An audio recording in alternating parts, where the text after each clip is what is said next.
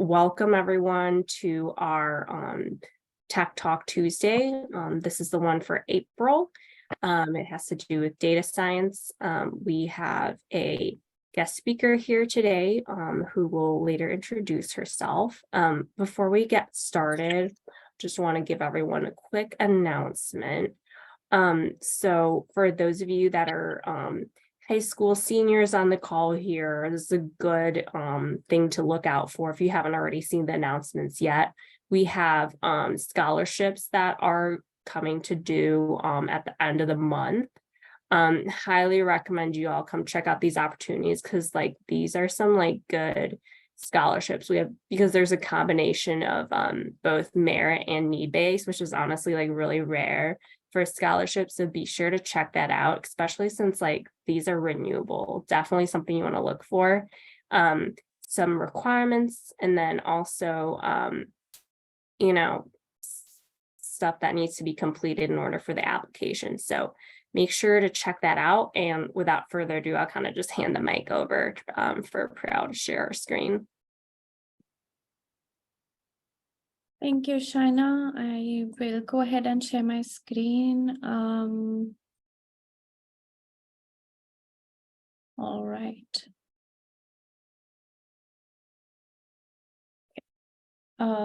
Let me know if the screen is visible. Yep, we can see it. All right. Hello, everyone. My name is Priyal Maheshwari. First of all, I'd like to thank Paris and team for giving me this opportunity to come and talk to you guys. Allow me to introduce myself. I'm a data scientist at William Blair at Chicago, based in Chicago, where I've been wrangling data in the finance industry for 1.5 years now. Prior to this, I've gained a wealth of experience in the finance domain for about 5 years. When I'm not decoding the secrets of numbers, I have a creative side wherein I am more involved with race and art.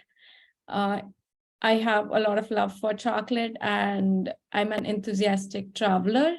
So in a nutshell, I'm a data scientist with a flair of art, a passion for adventure, and a deep appreciation for things like chocolate.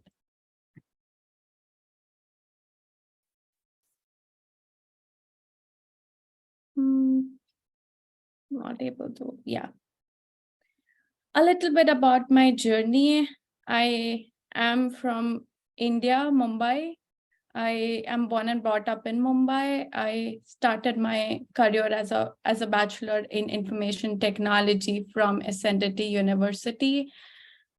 Post my bachelor's, I worked for around 3 years as a software engineer at companies like Montran and Zycus. Montran mainly was focused on developing payment systems, and similarly, Zycus was focused on a source-to-pay software solutions. So both of these were, again, a financial domain industry. Post that, I decided to do something exciting in life, and software engineering was becoming a little monotonous for me. So I thought, let's try something exciting. And I came here in USA for my master's in data science. I did my master's from Northeastern University, Boston. During my master's, I did various internships at Quantify as a data science consultant intern. And I was also interning at William Blair as a data science intern, post which I was converted as a full-time from 2022 till date at William Blair as a data scientist. Now, what exactly is data science? Data science is basically an interdisciplinary field that combines expertise from various areas like computer science, statistics, business expertise, machine learning, traditional software, and research. The primary goal of a data scientist is to make or draw conclusions, make informed decisions based on analyzing the data, modeling, and visualizing the data. We use a range of techniques right from analyzing the data, processing them, gathering the data, building machine learning algorithms, applying statistics to kind of mine the data, visualize these data, usually to solve complex problems, to identify various trends and patterns in the data, to come up with various business insight, to help organizations build their business strategies. This is very much a brief overview of what actually data science is, but I'd love to go into more details if anyone has questions in the end.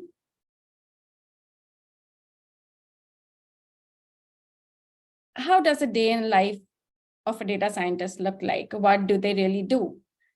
They usually spend most of their time understanding the business requirements, the business needs of a problem, collecting the data. Basically, data nowadays is in varied formats, structured and unstructured. What I mean by structured and unstructured is basically data might reside into Excel formats, which is more tabular, might reside into Notepad, which is more unstructured, into a PDF format, textual data, videos, a lot of data. A lot of our time goes into collecting these data and manipulating them, getting them into a format that is really usable to kind of go ahead and analyze this data to actually make it usable and draw insights from that data. Moving forward, we kind of spend a lot of time cleaning up this data. A lot of data has, there are a lot of garbage values in the data. Let's say, for example, if we look at comments from Amazon review, sometimes they're just garbage. People are spamming. We need to kind of figure out how to remove these spams and actually clean up the spam data to get the actual data. A lot of time is spent in the data modeling section here, wherein we kind of apply various statistics and algorithms, develop these algorithms to kind of, for the data or the business problem, to kind of get insights from the data so that we can help the business generate these insights and recommend them probable solutions for their business problem, so that which can lead to the increased revenue in their business.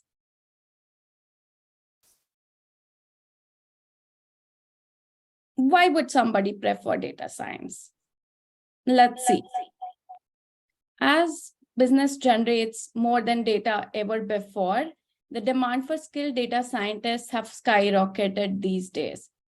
As of 21st century, data science was termed as the sexiest job and is among one of the fastest growing workforce trend. Impact. It plays a crucial role in addressing complex or real world problem by analyzing varied amount of data that is there in the world, uncovering various patterns, relationships, or trends in the data. It's used across all the industries, right from healthcare, finance, retail, and have leveraged data science to improve outcomes as well. For example, let's say it's used in the healthcare industry to get patient outcomes, in the financial industry to optimize the financial strategies, in the retail industry to enhance customer experiences. You have seen Netflix giving you recommendations that, these are the movies you might like. We get recommendations from Amazon based on the products that we purchase. All of these is data science. A career in data science would provide ample of opportunities for continuous learning and staying at cutting edge of the emerging technologies. It offers diverse opportunities for professional growth and development. These days, data scientists enjoy competitive salaries and benefits as well. As of 2021, according to a Glassdoor survey, the average salary of data scientists was about $113,000 annually. And as these organizations continue to collect data, and use data. More and more management are moving to data-driven insights, data-driven decision-making. The data science roles are in high demand and thus will provide a great job security in the near future.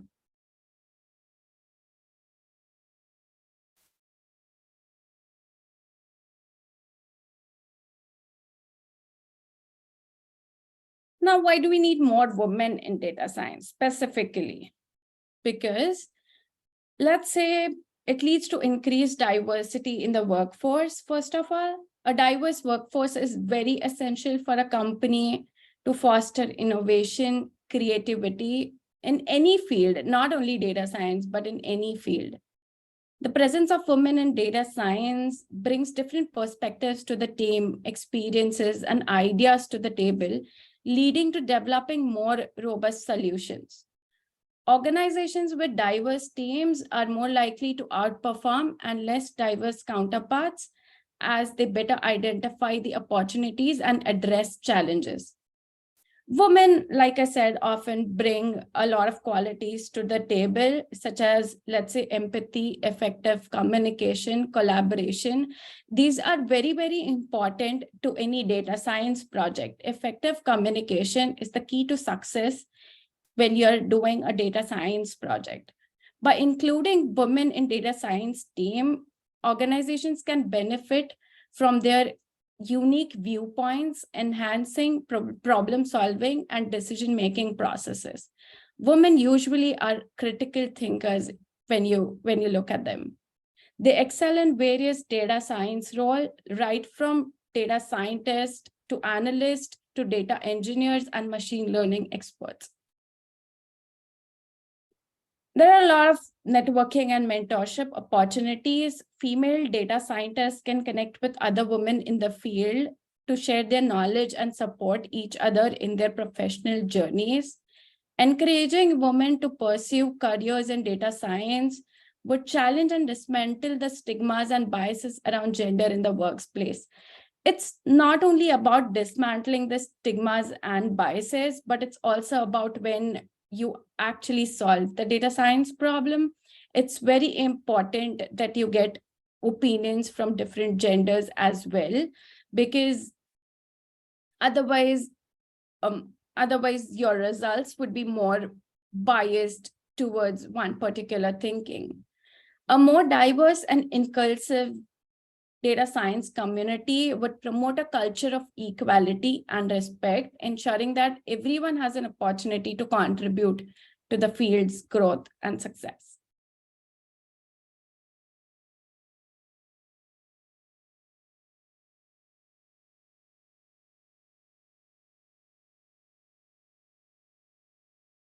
So I think that's all I had. I would be open to questions now.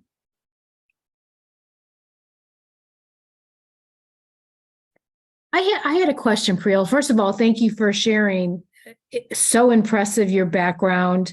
So as you got your bachelor's, you got your master's, as you were kind of sharing your journey, you had mentioned that you had a couple of co-ops.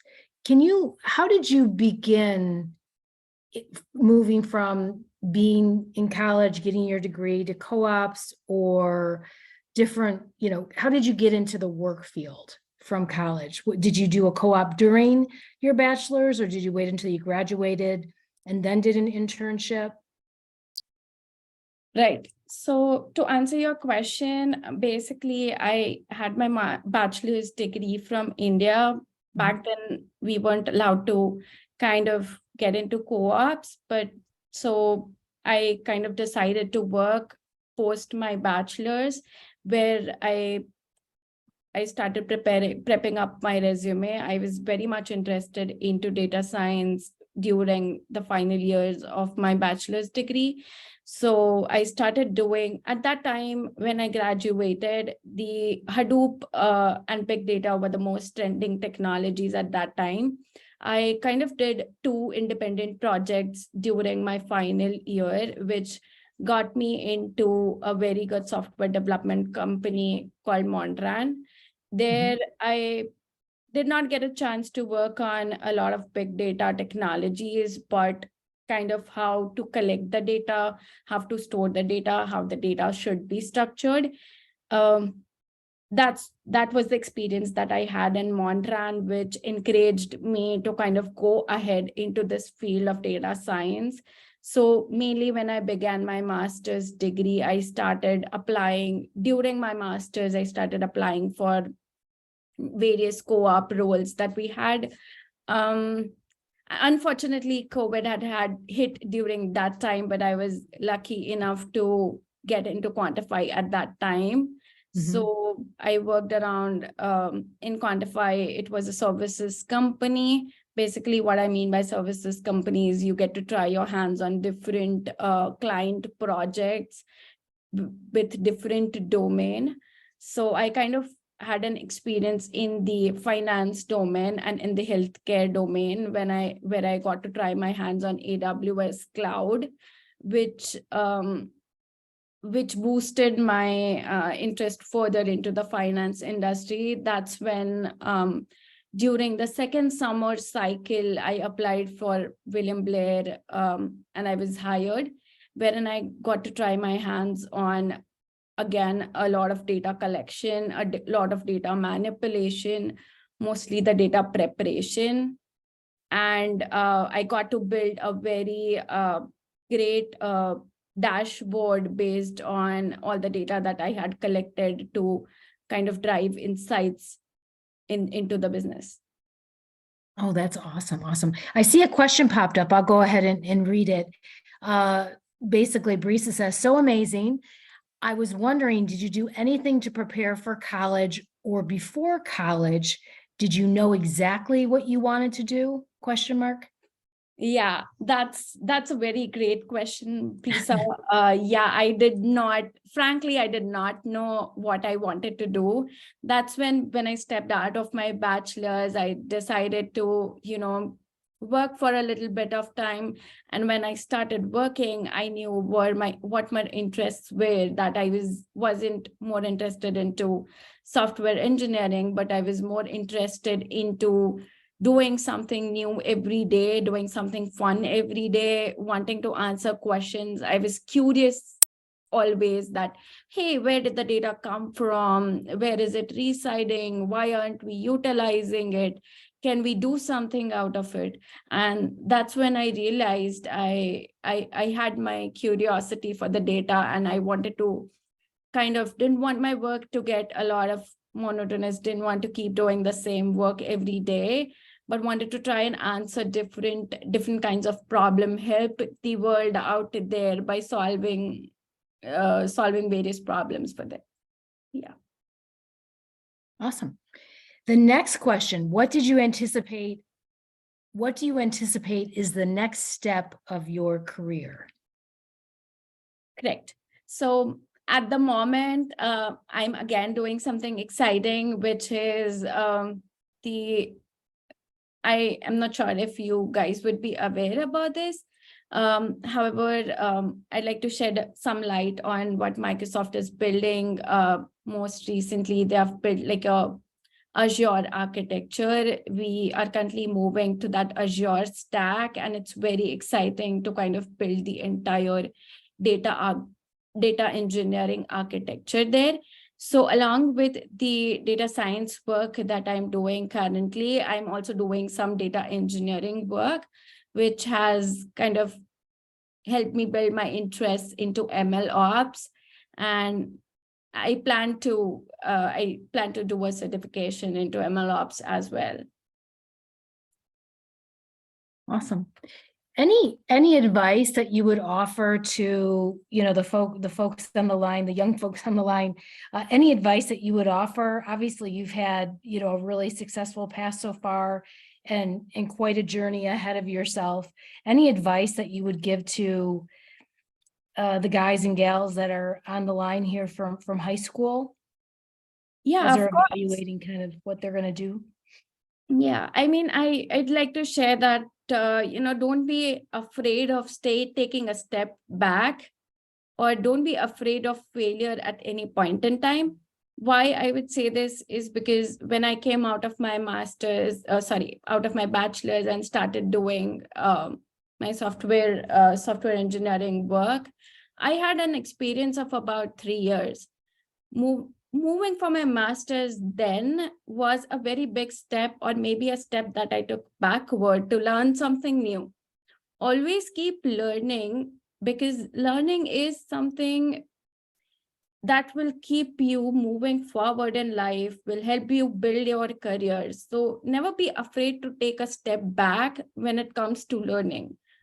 That would be the best advice that I could give. And that's what I've learned so far in my journey, that, even if it means to take a while to understand what you want to pursue, just take some time to, try different things, take some time for yourself, try to figure out what you want to do, and don't be afraid of taking a step back if required.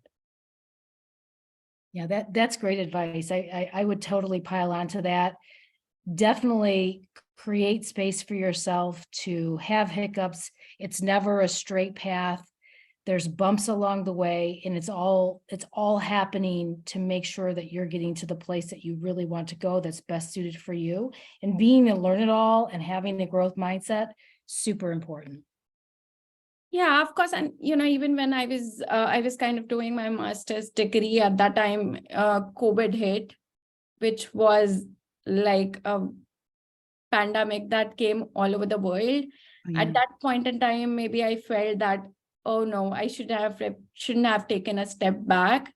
But eventually it all made sense. I spent some time learning. I spent more time learning during that time because I knew the market was bad. I knew I had to be a step forward if I want to, be somewhere. That helped me stretch myself a little bit. And I started studying more. I started grooming my skill set, wanted to be step ahead of my peers so that I can get a job in such a crisis circumstance. And yeah, see where I'm today. So it will all eventually turn out good. You just have to remember to put in efforts and give your best. Absolutely. And I'm going to get it wrong, so I'm not going to say it, but I recall reading a statistic that essentially said, the point of it was, there are more jobs available in data science and in technology and software development than there are people available to fill them. So it's just a really good, as you're kind of evaluating your career, what you're going to study, what that path looks like, there's a lot of jobs in technology, in data science, and software development. Super good field to get into, just from that perspective. Yeah, I think even I can agree to that there are more jobs available than there are people to fill in. As if I go back to this particular slide here, if you see, it's a blend of skill sets here. It's an interdisciplinary field. People from all of these fields can contribute to data science. It's not that you need to be an expert in all of these areas, but even if you are slightly interested in all of these areas and you are an expert in one of these areas, you can choose the path to become a data scientist. And obviously, like Kathy said, there are more jobs available in the market than there are people to fill in. That's for sure. Awesome. I was the question there. Sure, go right ahead. Says, yeah. Did you ever experience times that you felt like giving up? If you did, how did you overcome that feeling? That's a very good question, Brisa. Yeah, to answer your question, yes, I did feel like giving up when, the COVID hit and there were no jobs out there. All the internships were stranded. Our entire university went online. We were kind of just stranded at home. So yeah, that was one time when we felt like giving up, but we knew that this is a short-term crisis. It's not gonna last for long, and giving up would not make any sense. It's okay to pause for a bit, but it's not okay to kind of move back because you're facing a little bit of a hurdle. Hurdles are always going to come. It's very important to overcome that hurdle. By working more and more, by working hard towards it, like I said, just look at the action point, that there are no jobs available. Okay, but will they not be available ever? No, right? They will be available. So what is it that you can do when the jobs are going to be available? You can improve your skill set. So there is your answer. You can work on improving your skill set so that today, if there are no jobs, tomorrow when they are available, you would be the first one to get the job. Does that answer your question?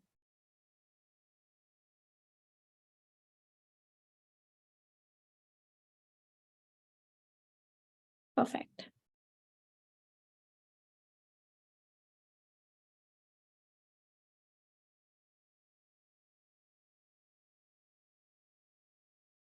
So does anybody else on the line have a question? If not, I think we could probably wrap up. I think there's one more. What was it? Is there any advice you would give when looking for internships? Well, that's a good question. Yeah, that's a good question too. Yeah, I would say stay at the edge of your skill set, keep improving your skill set every now and then. Look at what technologies are trending. For example, as of now, the Azure stack is trending. So you would like to add that to your skill sets. Try to reach out to more and more people. Try to give a personal touch. Research more on the company that you want to apply for. By personal touch, I mean, if you research the company well, look at the job description, research that well, and try to give it a personal touch. Try to relate it to your own personal experiences while you are interviewing. So skill sets and a personal touch should help you get a good internship.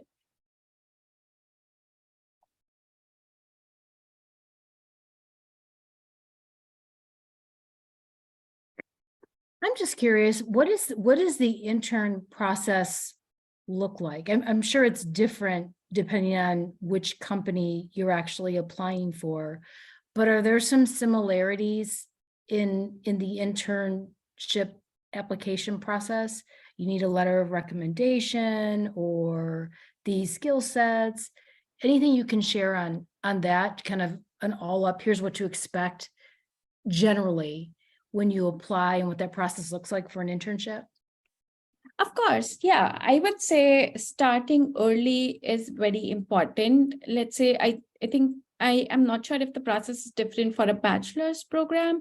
But in the master's, there are 2 cycles. Basically, the summer cycle is the most important cycles where students do internships. So starting early would mean starting in the month of September, October to kind of prepare your resume.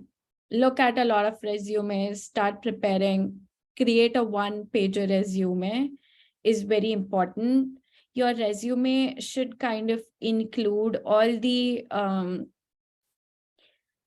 key skill sets that you have. It is very important to kind of mention what you have worked on. How is your project benefiting the world? Let's say, for example, if you have worked on a recommendation system, what have you recommended? Are you recommending the products to buy? Which data set did you use? Did you use Amazon's data set? Were you recommending products to buy for school? Were you recommending a generalized product to buy? Or were you recommending a product based on color, let's say? So it's very important to be very crisp and precise in what you have tried to achieve. What technologies have you used to achieve the solution to that particular problem. And it's very important to kind of create your own profiles. Let's say for software engineers or data scientists, for people in IT and comm science, it's very important to have a GitHub profile where they can upload their work so far, their projects, and they can include that particular Git profile into their resume, so that if somebody looks at their resume, they can take a look at their Git profile or their LinkedIn profile to kind of see their work in details. Mainly when you create a one-pager resume, you don't kind of get a chance to write each and everything or cover each and every project. So usually a Git profile and a LinkedIn profile URL would be a good idea to have in your resume. It's very important that you go on refining your resume as and when you are in the process. Let's say you apply for a job today, you maybe get interviewed for that particular role. You get to know that, okay, maybe this is a miss that I should have in my resume. You should go ahead and refine your resume as and when you go through the process. It is also very important to understand the job role and the job description that was posted, and apply only for the jobs that you would like to do, and that makes sense for your resume. For your bachelor's, when did you begin? So in your first year of your bachelor's program, when did you start applying for internships? In your junior or senior year, later into the program? Yeah, actually, my master's, since I mentioned that I did my bachelor's from India, it's usually different there. You don't usually do internships, but I believe here in the US, it's usually a good idea to start during your junior, like mid-junior year, so that you get the internship on time. And when you did get your first internship, had you applied a lot of places, or were you lucky the very first time? No, it's very, very important to kind of keep applying, not lose hope. I would say keep track of all the places that you're applying to along with their job description, so that when the interview comes in, you don't really forget that you applied to this role, or if that role no longer exists on LinkedIn, it would be very difficult for you to kind of go back and see what role did you apply for. So it is possible, and it's kind of human error that you don't forget. You might forget something. You don't remember everything that you do. And for numbers, if I recall, I think I had applied to somewhat around 200, 300 opportunities. Wow. Then because I think that was even COVID at that time. So I think even that added to the search, but I think it's very important to not lose hope in the process. It takes a while for you to get the interview call, so don't lose hope and keep applying. And if you feel that you're not getting the responses, it's always a good idea to go ahead and refine your resume. There are a lot of, I think, websites generally available wherein you can upload your resume. They would help you analyze the keywords that your resume is catching. Let's say you're applying for a data science role. It's very important that your resume catches machine learning or data as a keyword. But when you upload the resume, on those websites, you will know if those words are being caught by the automatic search. And that's very important.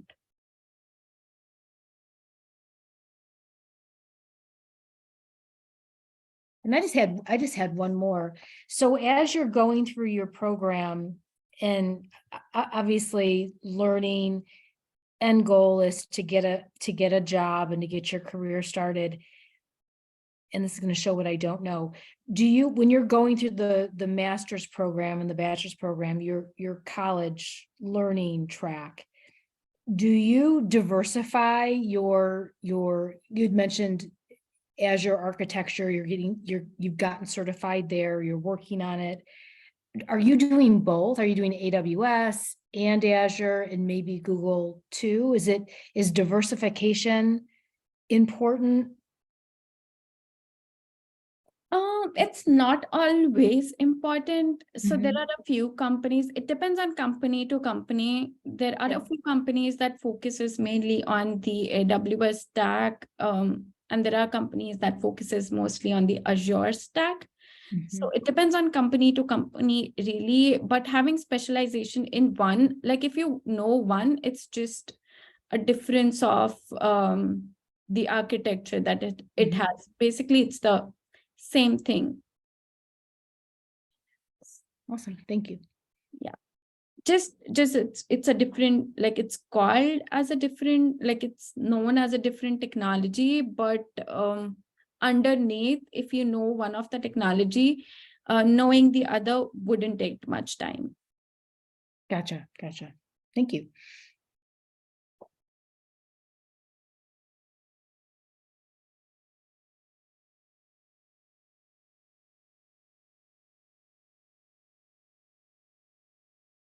All right, so I'm gonna look at the chat real quick.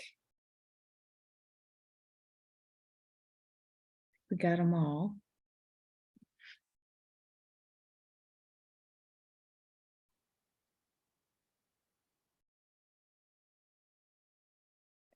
All right, well, I think we got all the questions answered. Thank you so much, Priyal, for joining and sharing your story and your journey. And I mean, the advice was awesome. I wrote some of it down myself. But yes, thank you very much for your time, and I loved your talk, and I'll defer to Shayna or to Ferris if they've got any additional comments or questions, but very much appreciate you joining. Thank you so much, Kathy. Thank you everyone for joining and giving me this opportunity to share my story with you guys. Please feel free to reach out to me on LinkedIn if you have further questions. I would be happy to help. Yeah, thanks, Priyal, for coming to talk to our students, and thanks, Kathy, for helping host. Yeah, if anyone else has any questions, just either for Priyal or about like WIT mission in general, like just let us know. Don't forget also, just a quick reminder for everyone that check out the scholarships, and really that's it. Hope everyone has a good rest of their school year. I know we're wrapping up soon, so that's really it for today. Hope you all had a good session, and good night. Thank you. Thank you. Thank you. Take care. Thank you.